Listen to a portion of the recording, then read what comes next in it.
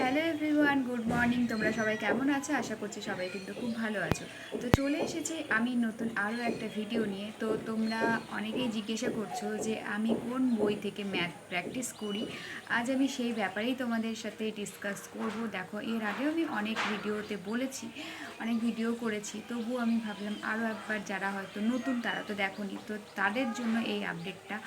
তো আমি ধরো ম্যাথ একদম শুরু থেকে করছি। তো শুরু থেকে বলতে ধরো আমি ম্যাথের কিছু মানে সে বহুকাল আগে থেকে করেছি। তো যে একটা ম্যাথ তো করতে হবে, যেহেতু অনেক দিন আমার পড়াশোনা নেই, পড়াশোনার মধ্যে আমি নেই। তো সেহেতু আমাকে ম্যাথটা করার জন্য তো একদম শুরু থেকে করতে হবে, কারণ আমার স্মরণ পুরো শূন্য হয়ে গেছে এতদিনে। তো আজকে আমি বলবো যে আমি কোন বই থেকে ম্যাথ করি। সেটা হচ্ছে আমার কাছে এই যে এই বইটা আছে। তো এই বইটা হচ্ছে লীলা রয়ের WBSSC গ্রুপ সি এবং গ্রুপ ডি এর বই। তো এই বই থেকে আমি কিন্তু ম্যাথটা আপাতত প্র্যাকটিস করি। খুব সুন্দর ছোট ছোট করে দেওয়া আছে, ম্যাথগুলো করা আছে। আর এমনি আদার্স বই যেগুলো আছে, যেমন ধরো নার্সিংয়ের বই আছে, এনএম জিএনএম যে বইটা আছে, সেই বই থেকেও আমি মাঝে মধ্যে ম্যাথ দেখি। আর ম্যাথ কিন্তু তোমরা যারা নতুন নতুন মানে শুরু করছে আমার মতন, তারা কিন্তু তাদেরকে কিন্তু রেগুলার প্র্যাকটিস করতে হবে, প্র্যাকটিসের মধ্যে থাকতে হবে, না হলে কিন্তু ম্যাথ করা সম্ভব নয়। আমিও এবার থেকে আজ থেকে আমি এখন মানে প্র্যাকটিস করবো আর কি। তো প্র্যাকটিস করলে 11টা না 12টা অধ্যায় আছে, আশা করছি হয়ে যাবে। ধরো মোটামুটি 1 মাসের মধ্যে কমপ্লিট হয়ে যাবে আশা করা যায়। তো সেই জন্য তোমাদেরকে সাজেস্ট করব আমি যে তোমরাও কিন্তু যারা ম্যাথ জানো না তারা কিন্তু রেগুলার প্র্যাকটিস করো, তাহলে তোমাদেরও মানে অনেকটা এগিয়ে যাবে। আর ম্যাথকে ভয় নয়, ভয়কে জয় করো, ঠিক আছে?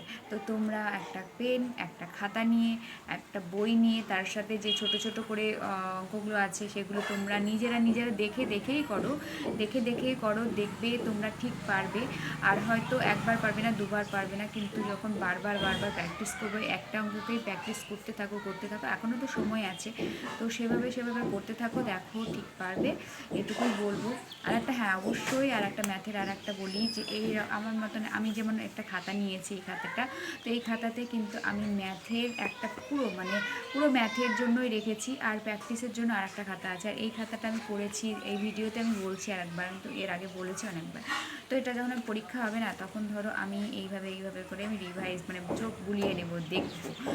আর আমার মতে যে যারা অঙ্ক জানো না, তো তারা যখন অঙ্কটা করলে তারপর রাত্রিবেলা ঘুমোতে যাওয়ার আগে তো একবার যদি চোখ বুলিয়ে নেওয়া যায়, না করো না, অঙ্ক তো করেছো এর আগে, তো তাহলেই ব্যাপারটা কি ভালো হয় যে অঙ্কটা সম্পর্কে তোমাদের আরও একটু আয়ত্ত বেশি হয়ে যাবে। যত বেশি প্র্যাকটিস করবে তত বেশি কিন্তু তোমরা জানবে, বুঝবে এবং পরীক্ষার সময় কিন্তু পারবে। আর এইটাই হচ্ছে আমার কথা। তো আমি এই বই থেকে ম্যাথ করি। আর তোমরা কে কোন বই থেকে ম্যাথ প্র্যাকটিস করো অবশ্যই কিন্তু জানাবে আমাকে। আর তোমাদের প্রিপারেশান কেমন চলছে সেটাও কিন্তু আমাকে জানাবে।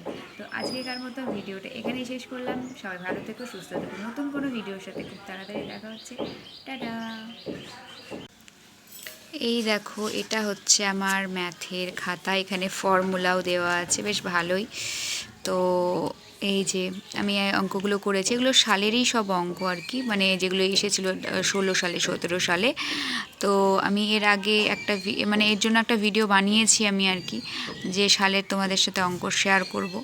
তো এই দেখো, এই অঙ্কগুলোই কিন্তু আমি করেছি এইভাবে ছোট ছোট করে, আর কিছু কিছু বড় বড় করে করেছি বোঝার সুবিধার্থে, ঠিক আছে?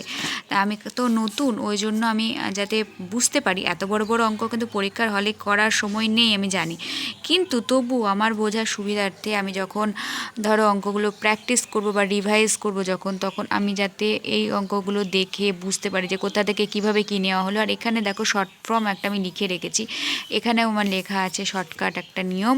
তো এইভাবে, আর এই অঙ্ক তো এইভাবে করে করতে হবে। তো তোমাদের সাথে আমি সালের অঙ্কগুলো শেয়ার করব আরও। তো এইটুকুই বলার। আর তোমাদের কার কীরকম অঙ্ক প্র্যাকটিস হলো অবশ্যই কিন্তু আমাকে জানিও।